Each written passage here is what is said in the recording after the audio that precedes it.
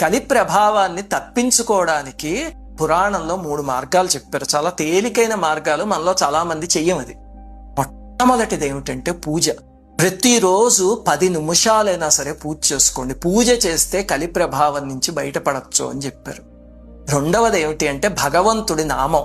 ఎంత కుదిరితే అంత నామం చేస్తూ ఉండండి. భగవంతుడి నామం అంటే పూజా మందిరంలో కూర్చునే చెయ్యక్కలే, స్త్రీలు వంట చేసుకుంటూ చేయొచ్చు. అలాగనే మనం ఏదైనా కారులో డ్రైవ్ చేసుకుంటూ వెళ్తున్నాం అనుకోండి, చక్కగా భగవంతుడి భజన పాటలు పెట్టుకోండి. ఏది కుదరకపోతే ఏదో రామలక్ష్మణ జానకి జైబోలో హనుమానికి అలా అనుకుంటూ డ్రైవ్ చేయండి. అలా అయితే కొన్నాళ్లకి ఆ నామస్మరణ అలవాటైపోయి మీకు ఎంతలా అలవాటు అవుతుందంటే, నేను చెప్తున్నాను, ఇది ప్రయత్నించి చూడండి. నిద్రలో ఎప్పుడైనా ఉలిక్కి పడి లేచారనుకోండి, విచిత్రంగా నామం మధ్యలో ఉంటుంది మీ నోటి మీద. అంటే నిద్రలో కూడా తెలియకుండా జరిగిపోతుంది నామస్మరణ. అలా చేయడం నేర్చుకోండి.